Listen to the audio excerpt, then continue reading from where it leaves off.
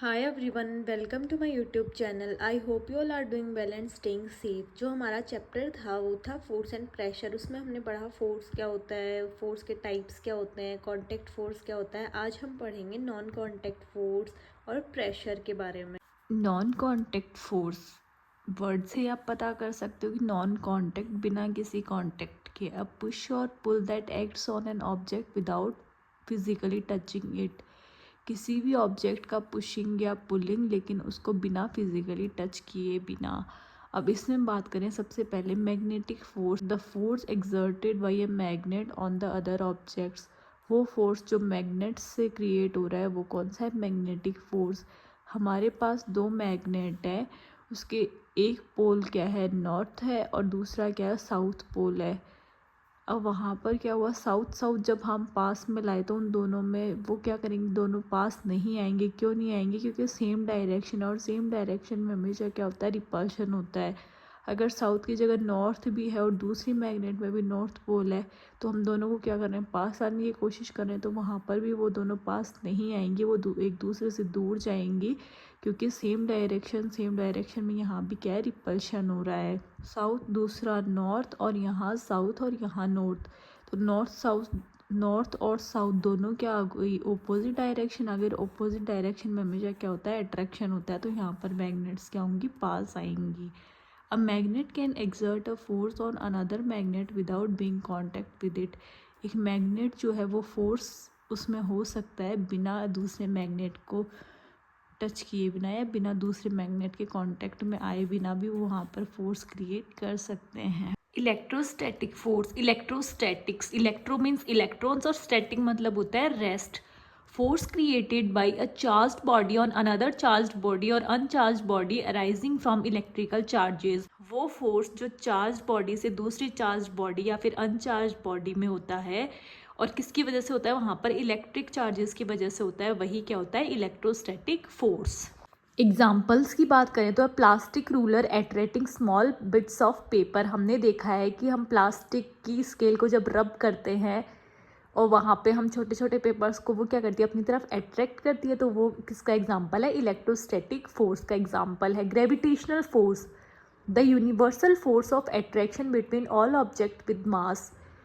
ये gravitational force को हम क्या बोल देते हैं? Universal force. मतलब वो फोर्स जो ग्रेविटी से लग रहा है, तो वो यूनिवर्सल फोर्स और किसका? Of attraction between all objects. जहाँ सारे ऑब्जेक्ट्स में अट्रैक्शन होता है, लेकिन वहाँ पर क्या है? मास प्रेजेंट है। वहाँ पर मास क्या होता है? और मास क्या होता है? The measure of the amount of matter in the body. वो मेजरमेंट हम पता कर सकें कि उस मैटर में कितना अमाउंट प्रेजेंट है, कितना वेट प्रेजेंट है, वो क्या होता है? मास। मास की ऐसा यूनिट क्या होती है? केजी। केजी में हम इसको मेज़र करते हैं। एग्जांपल की बात करें, objects falling to the ground. Object क्या हो रहा है? जैसे पेड़ से क्या गिरा? नीचे सेब गिरा, तो वो किसका एग्जांपल है? ग्रेविटेशनल फोर्स का। तो कोई भी ऑब्जेक्ट जो ग्राउंड पे गिर रहा है वो क्या है? Gravitational force. Pressure. What is pressure? The force acting perpendicularly per unit area on a surface. वो फोर्स जो परपेंडिकुलरली लगता है और पर यूनिट एरिया, किसी भी सरफेस के पर यूनिट एरिया पर, वही क्या होता है? प्रेशर। तो pressure is equals to force upon area.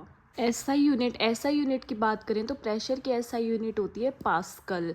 और अगर 1 पास्कल इज इक्वल्स टू बात करें तो 1 न्यूटन अपॉन मीटर स्क्वायर। क्योंकि अपन ने क्या पढ़ा था? P is equals to force upon area.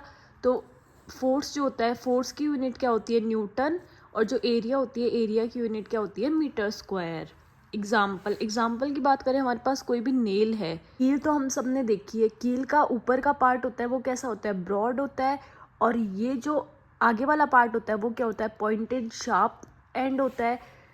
तो जब हम कील को क्या करते हैं? दीवार में गाड़ते हैं, तो वहाँ पर क्या होता है? जितना प्रेशर हमने ऊपर लगाया है उतना ही प्रेशर यहाँ पे इसके पॉइंटेड एरिया पे लगेगा, और उतने ही फोर्स के साथ ये क्या करेगा? दीवार के अंदर जो है हम इसको फिट कर पाएंगे। तो इसीलिए smaller pointed area, larger the pressure on a surface for the same force. ठीक है, जितना प्रेशर हमने यहाँ पर लगाया है इसके ब्रॉड एरिया पर, उतना ही प्रेशर स्मॉलर पॉइंटेड एरिया पर लगाया गया है, और फोर्स भी क्या है? वहाँ पर सेम है।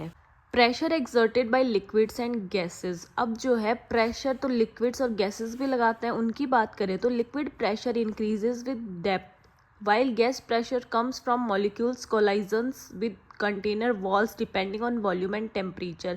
लिक्विड प्रेशर की बात करें तो वो कब बढ़ता है, डेप्थ देखकर, गहराई देखकर पता चलता है कि लिक्विड प्रेशर ज़्यादा है या कम है। अगर गैस प्रेशर की बात करें तो जब वो क्या होता है, मॉलिक्यूल में कॉलिजन्स होता है, किसी भी कंटेनर की वॉल से वो टकराते हैं, लेकिन वो किस पर डिपेंड करता है, उस गैस के वॉल्यूम और टेम्परेचर पर डिपेंड करता है। एग्जाम्पल की बात करें तो ये क्या है, हमने कोई ट्यूब ली है और ट्यूब के एक एंड पे हमने क्या किया, बलून बांध दिया। अब इस ट्यूब में हमने क्या किया, वाटर डाला है, तो वाटर डालते ही वो वाटर की वजह से, उस वाटर के प्रेशर की वजह से बलून भी क्या हो गया, फूल गया वहाँ पर। तो liquid exerts pressure on the walls of the container. तो यहाँ से क्या पता चलता है कि लिक्विड भी जो है कंटेनर की वॉल पे प्रेशर लगाते हैं। वैसे ही बलून में क्या किया, हमने गैस भरी, तो उससे क्या हुआ, बलून फूल गया। तो gases exerts pressure on the walls of the container. तो यहाँ भी क्या किया, गैस ने जो है वो प्रेशर लगाया गया, इसीलिए both liquids and gases exert pressure. Atmospheric pressure की बात करें, प्रेशर अपन ने देखा था क्या होता है, force upon area. The force per unit area exerted by the weight of the air column about the earth surface acting in all direction. वो फोर्स जो पर यूनिट एरिया लग रहा है, और वो किसकी वजह से हो रहा है, किसी वेट की वजह से, और अर्थ की सरफेस पर हो रहा है, हर एक डायरेक्शन में हो रहा है। और शॉर्टली अगर हम बात करें तो air is all around us. हमें पता है एयर क्या है, चारों तरफ है।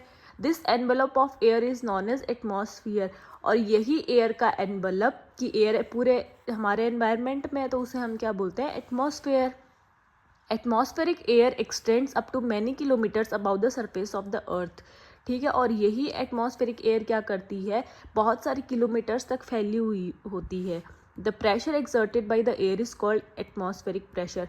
और वही प्रेशर जो एयर के द्वारा लगाया गया है, उसे ही हम क्या बोलते हैं, एटमॉस्फेरिक प्रेशर। आई होप आपको ये चैप्टर बहुत अच्छे से समझ में आया होगा। Please do like, share and subscribe to my channel for next chapter. Thank you and have a great day. Subscribe now and hit the like button.